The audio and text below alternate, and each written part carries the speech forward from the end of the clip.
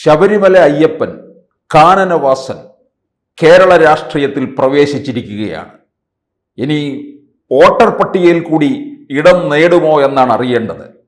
എന്തായാലും ഒരു ചെറിയ ഇടവേളയ്ക്ക് ശേഷം കഴിഞ്ഞ ഒരു മാസമായി ശബരിമലയും അയ്യപ്പ സംഗമവും ഏറെ ചർച്ച ചെയ്യാനും വാദപ്രതിവാദങ്ങളുമായിട്ട് നിൽക്കുകയാണ്. ഇപ്പോൾ ഇതാ CPM-ന്റെ പാർട്ടി സെക്രട്ടറി തന്നെ നാഴികയ്ക്ക് 40 വട്ടം പറയുന്നു, ഞങ്ങൾ വിശ്വാസികൾക്കൊപ്പമാണ്, ഞങ്ങൾ വിശ്വാസികൾക്കൊപ്പമാണ് എന്ന്.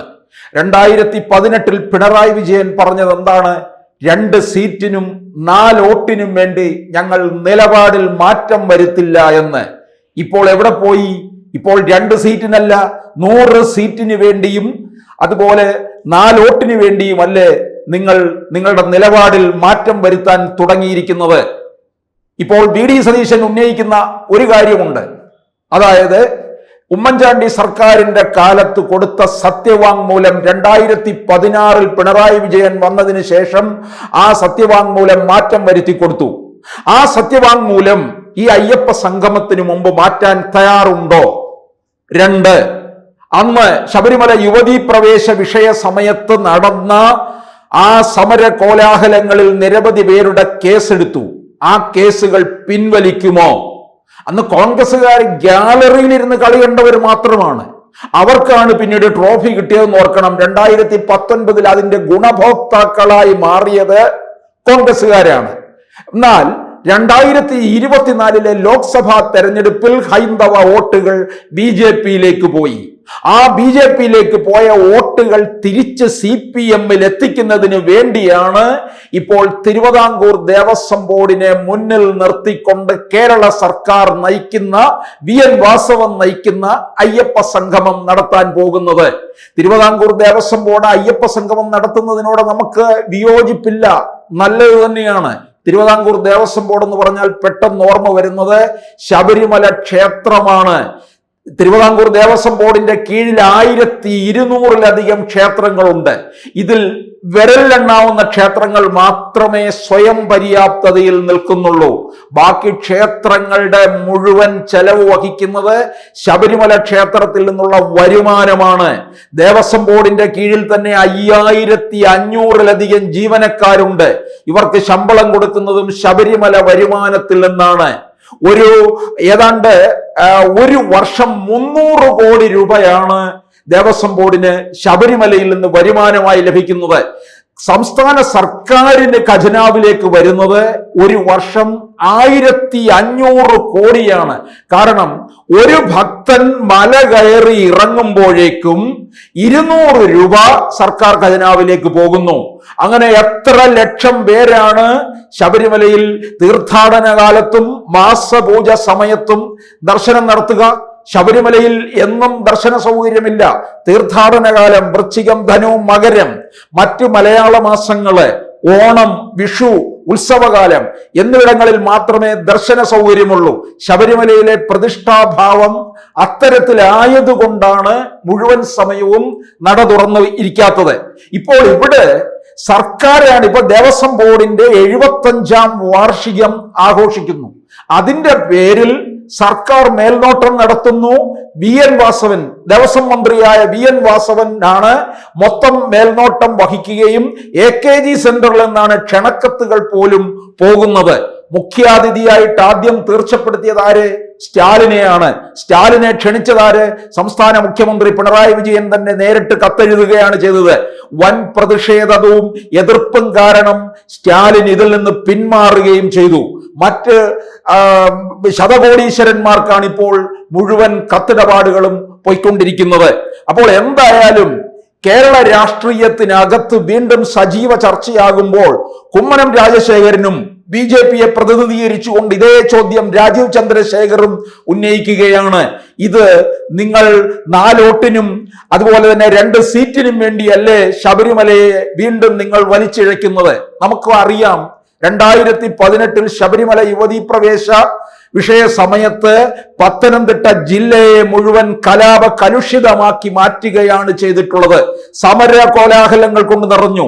NSS പിന്തുണ ഇപ്പോൾ അയ്യപ്പ സംഗമത്തിന് കൊടുത്തിട്ടുണ്ടെങ്കിലും ഈ NSS ആണ് ആദ്യം ഈ യുവതീ പ്രവേശ വിഷയത്തെ എതിർത്തുകൊണ്ട് രംഗത്ത് വരികയും പന്തളത്തും ചങ്ങനാശ്ശേരിയിലും പത്തനംതിട്ടയിലും വടശ്ശേരിക്കരയിലും മറ്റുമായിട്ട് നാമജപ ഘോഷയാത്ര നടത്തി. അവരെ പലരെയും പലർക്കും ആ ഘോഷയാത്രയിൽ പങ്കെടുത്ത പലർക്കും പാസ്പോർട്ട് പോലും ലഭിക്കുന്നില്ല. എന്തുകൊണ്ട്? കേസ് നിലനിൽക്കുന്നുണ്ട്. ആ കേസ് പിൻവലിക്കാൻ പോലും തയ്യാറാകാതെയാണ് ഇപ്പോൾ ഈ അയ്യപ്പ ഭക്ത സംഗമത്തിലേക്ക് തിരിഞ്ഞിരിക്കുന്നത്. അയ്യപ്പ ഭക്ത സംഗമം നല്ലതാണ്. കാരണം ലക്ഷക്കണക്കിന് തീർത്ഥാടകരുടെ വരുമാനം ദേവസ്വം ബോർഡിനും സംസ്ഥാന സർക്കാരിനും ലഭിക്കുന്നുണ്ട്. അപ്പോൾ അവരുടെ പ്രശ്നങ്ങൾ കേൾക്കണം. ഒരു ദിവസം കൊണ്ട് നടക്കുന്ന ഭക്ത സംഗമത്തിൽ എങ്ങനെ പരാതി കേൾക്കും? പരാതി പറയാനുണ്ടെന്നുണ്ടെങ്കിൽ, അല്ലെങ്കിൽ ആവശ്യങ്ങൾ ഉന്നയിക്കാനുണ്ടെങ്കിൽ, അത് ശരിക്കും ഇന്നത്തെ പുതിയ കാലത്തില് അത് മെയിൽ വഴി അറിയിക്കാമല്ലോ. ഇമെയിൽ ദേവസ്വം ബോർഡിന്റെ കൊടുക്കുക, ഭക്തർക്ക് കാര്യങ്ങൾ ഉന്നയിക്കാം. പ്രധാനമന്ത്രി നരേന്ദ്രമോദിയുടെ പ്രതിമാസ പരിപാടിയായ മൻ കി ബാത്തില് ഇന്ത്യയിലുള്ള ആർക്കും ആവശ്യങ്ങളായിട്ട് പറയാം. അത് വേണ്ട തരത്തിൽ അതിനെക്കുറിച്ച് കാര്യങ്ങൾ നിരീക്ഷിച്ചു കൊണ്ടിരിക്കുന്നതിന് ഒരു വിദഗ്ധ സംഘം തന്നെ പ്രധാനമന്ത്രിയുടെ ഓഫീസിൽ പ്രവർത്തിക്കുന്നുണ്ട്. അവർ ആ ചോദ്യങ്ങളും നിർദ്ദേശങ്ങളും കേട്ടിട്ട് മൻ കി ബാത്തിൽ ഉൾക്കൊള്ളിക്കേണ്ടത് ഉൾക്കൊള്ളിക്കും. അതുപോലെ ദേവസ്വം ബോർഡിനും ഈ ഭക്തരുടെ പ്രശ്നങ്ങൾ കേൾക്കാവുന്നതാണ്, ലോകത്തെവിടെ ഇരുന്നു കൊണ്ടുപോലും. പിന്നെ ശബരിമലയുടെ മഹത്വം ഞങ്ങൾ രാജ്യം മുഴുവൻ അറിയിക്കുന്നു, രാജ്യം വിട്ടറിയിക്കുന്നു എന്നൊക്കെയാണ് ഈ ഇടതുപക്ഷ സർക്കാർ പറഞ്ഞുകൊണ്ടിരിക്കുന്നത്. അത് ഇപ്പോൾ MP ഗോവിന്ദൻ തന്നെ പലവട്ടം പറഞ്ഞല്ലോ. BJP പാർട്ടി കേന്ദ്രങ്ങളിൽ പോലും കടന്നു കയറി വോട്ട് സമ്പാദിച്ചു കഴിഞ്ഞിരിക്കുകയാണ്. CPM-ൽ വോട്ട് ചോർച്ച ഉണ്ടായി എന്ന് പാർട്ടി കൃത്യമായി മനസ്സിലാക്കുന്നുണ്ട്. അതുകൊണ്ട് തന്നെയാണ് ഈ അയ്യപ്പ ഭക്ത സംഗമത്തിലേക്ക് പോയിരിക്കുന്നത്. ഇത് വലിയൊരു ഇവന്റ് മാനേജ്മെന്റ് തന്നെയാണ്. അവിടെ ഭക്തരെ വലിയ ശതകോടീശ്വരന്മാർ വന്ന് ഒരുപക്ഷെ വലിയ പണം വലിയ രീതിയിൽ തന്നെ നിക്ഷേപിക്കും. ആ നിക്ഷേപത്തിലൂടെ ശബരിമലയെ ഏതു തരത്തിൽ ഇവർ മാറ്റും എന്നുള്ളത് അറിയണം. അതിനോടൊപ്പം തന്നെ പിണറായി വിജയൻ ഒരു പ്രായച്ചിത്തത്തിലേക്ക് പോവുകയാണ്. ആ പ്രായച്ചിത്തത്തിലേക്ക് പോയിട്ട് ഈ ഹൈന്ദവ വോട്ടുകൾ മുഴുവൻ ഏകീകരിക്കാനുള്ള ഒരു ശ്രമമാണ് നടത്തുന്നത്. മുസ്ലിം വോട്ടുകളിൽ ഭിന്നിപ്പ് നടത്താനുള്ള ശ്രമം പിണറായി ആവുന്നത് നോക്കുന്നുണ്ട്. ഈ അല്പം തീവ്രത കൂടിയ മുസ്ലിം സമുദായം പോലും ഇപ്പോൾ മുസ്ലിം ലീഗിനോടൊപ്പം ചേർന്നിരിക്കുകയാണ്.